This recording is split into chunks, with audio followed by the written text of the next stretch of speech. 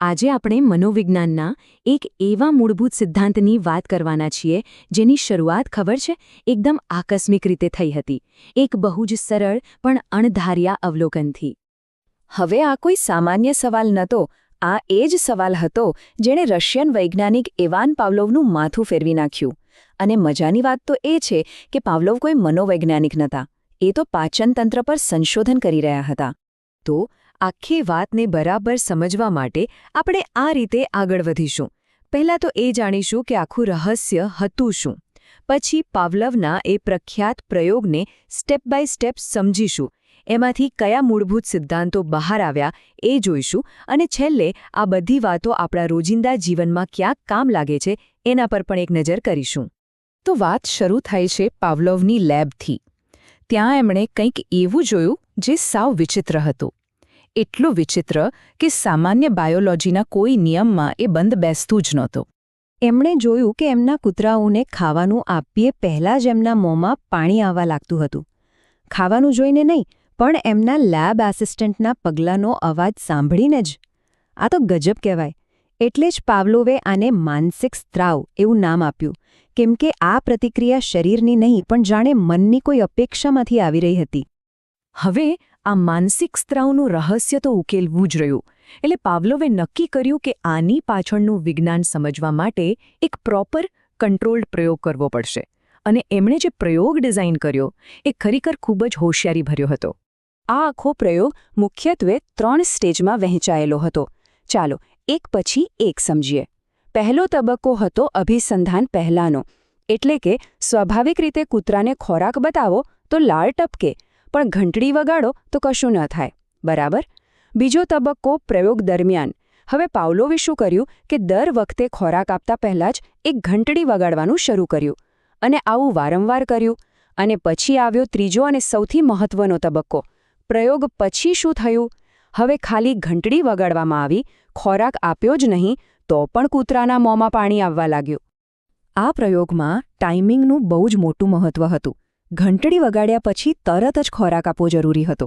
જો ઘંટડી અને ખોરાક વચ્ચે વધારે સમય પસાર થઈ જાય તો કૂતરાનું મગજ એ 2 વસ્તુઓ વચ્ચેનું કનેક્શન બનાવી જ નહોતું શકતું. આ જોડાણ માટે નાનકડો ગેપ ખરેખર નિર્ણાયક હતો.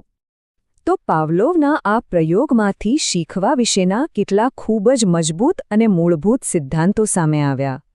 ચાલો હવે એ જોડાણના નિયમોને જરા ઊંડાણથી સમજીએ.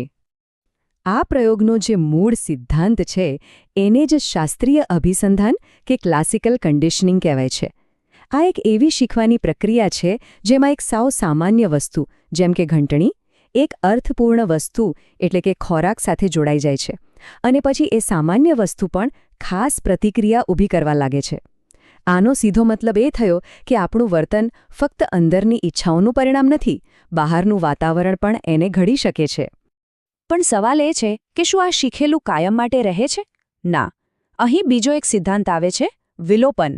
માની લો કે તમે વારંવાર ઘંટડી વગાડો પણ ખોરાક આપો જ નહીં, તો શું થશે? ધીમે ધીમે કૂતરો લાળ ટપકાવવાનું ઓછું કરી દેશે અને છેવટે બંધ કરી દેશે. મતલબ કે પેલું શીખેલું જોડાણ તૂટી ગયું. પણ વાર્તા અહીં પૂરી નથી થતી. હવે ધારો કે થોડા દિવસોના બ્રેક પછી તમે અચાનક ફરીથી પેલી ઘંટડી વગાડો. તો નવાઈની વાત એ છે કે કૂતરો ફરીથી લાળ ટપકાવવાનું શરૂ કરી શકે છે. આને કહેવાય છે સ્વયંસ્ફુરિત પુનઃપ્રાપ્તિ. આ સાબિત કરે છે કે શીખેલી વાત સંપૂર્ણપણે ભૂસાઈ નથી જતી, બસ થોડા સમય માટે દબાઈ જાય છે. હવે એક બીજી રસપ્રદ વાત. આને ઉદ્દીપક સામાન્યીકરણ કહેવાય છે. આમાં શું થાય કે પ્રાણી જે મૂળ વસ્તુથી શીખ્યું હોય એના જેવી જ બીજી વસ્તુઓ પર પણ એવી જ પ્રતિક્રિયા આપવા લાગે છે. જેમ કે પ્રયોગવાળી ઘંટડી જેવા અવાજવાળી બીજી કોઈ પણ ઘંટડી સાંભળીને કૂતરો યાળ ટપકાવવા માંડે. અને આનાથી બરાબર ઉલટું છે ઉદ્દીપક ભેદબોધન. આમાં પ્રાણી શીખી જાય છે કે કઈ ચોક્કસ વસ્તુ પર પ્રતિક્રિયા આપવાની છે અને કઈ વસ્તુ પર નહીં. એ અલગ અલગ ઉત્તેજનાઓ વચ્ચેનો તફાવત પારખતા શીખી જાય છે. સામાન્યકરણથી વિપરીત અહીં શીખવાની પ્રક્રિયા એકદમ ચોક્કસ બની જાય છે. તો આ બંને વચ્ચેનો તફાવત બહુ સીધો સાદો છે. સામાન્યકરણમાં પ્રતિક્રિયા ફેલાઈ જાય છે. કૂતરો કોઈ પણ ઘંટડીના અવાજે લાળ ટપકાવે. જ્યારે ભેદબોધનમાં પ્રતિક્રિયા એકદમ ફોકસ્ડ થઈ જાય છે. કૂતરો ફક્ત એક જ ચોક્કસ સૂરવાળી ઘંટડી પર લાલ ટપનાવશે, બીજે કોઈ પર નહીં. એક વ્યાપક છે, બીજું ચોક્કસ. સારું, તો અત્યાર સુધી આપણે કૂતરા અને ઘંટડીની વાત કરી, પણ આ બધું પ્રયોગશાળાની બહાર આપણા જેવા મનુષ્યોના જીવનમાં કેવી રીતે કામ કરે છે? આ સિદ્ધાંતોનો વાસ્તવિક પ્રભાવ શું છે? આ સમજવા માટે એક બહુ જ જાણીતું અને સાચું કહું તો વિવાદાસ્પદ ઉદાહરણ છે લિટલ આલ્બર્ટનો પ્રયોગ. મનોવૈજ્ઞાનિક જ્હોન બી વોટ્સને એ સમજવા માટે કે મનુષ્યોમાં ડર કેવી રીતે પેદા થાય છે અને ફેલાય છે, એક 11 મહિનાના બાળક પર આ પ્રયોગ કર્યો હતો. જુઓ કે આ પ્રયોગ કેવી રીતે થયો. શરૂઆતમાં આલ્બર્ટ નામનું આ બાળક એક સફેદ ઉંદર સાથે મજાથી રમતો હતો. એને કોઈ ડર નહોતો. પછી સંશોધકોએ શું કર્યું કે જ્યારે પણ આલ્બર્ટ ઉંદરને અડકે ત્યારે પાછળથી એક મોટો ડરાવણો અવાજ કરવા લાગ્યા.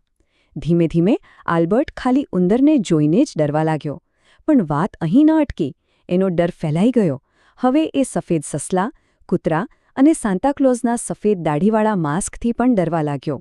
આ પ્રયોગે સાબિત કર્યું કે ડર જેવી લાગણીઓ પણ શીખવાડી શકાય છે અને એ પછી કેવી રીતે ફેલાઈ શકે છે.